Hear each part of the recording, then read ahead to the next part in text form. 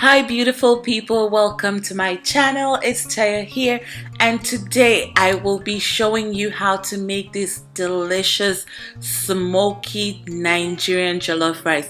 So if you're interested in this, grab your pots, grab your pans, and we're gonna get right into the video.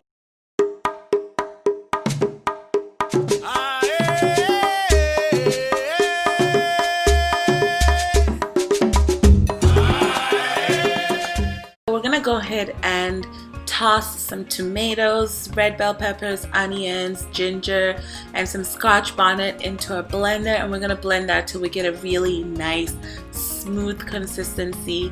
And we're gonna toss this into a pot and let this cook until it really thickens up.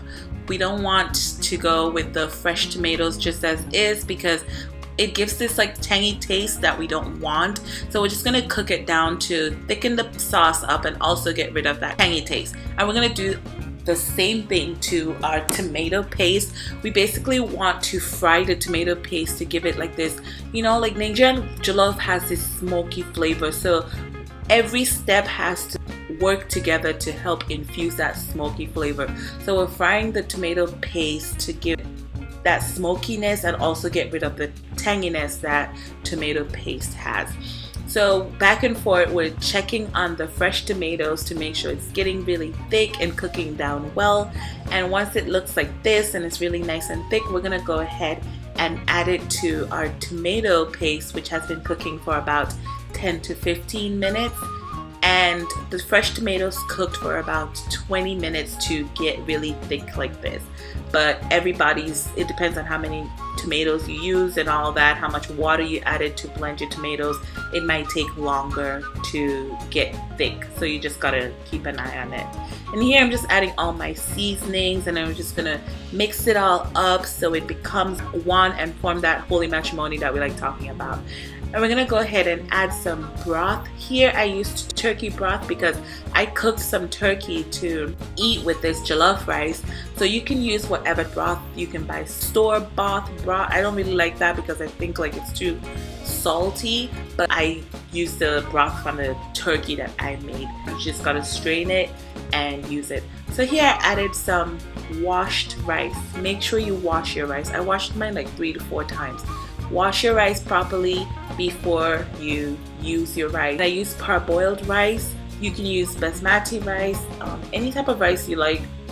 Preferably Nigerian jollof, you generally use parboiled rice to get that like proper regular Nigerian jollof that everybody knows. So here I'm covering it with foil.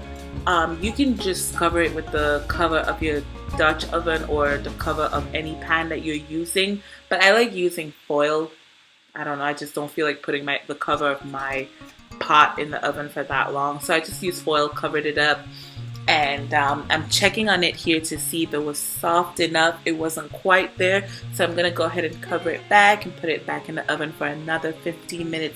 In total, it cooked for about 40 to 50 minutes, and all those burnt marks around the pot is what infuses into the jollof rice to give you that smoky jollof flavor. You can use any pot. You can cook this on the stove if you'd like as well. I just love putting mine in the oven. Usually I don't even cook it in my Dutch pot. I just usually put it in a pan and put it in the oven for like 40 to 50 minutes, and it just gives you that delicious flavor. I hope you guys enjoyed this video. If you did, go ahead and give me a thumbs up and hit that subscribe button if you haven't already subscribed.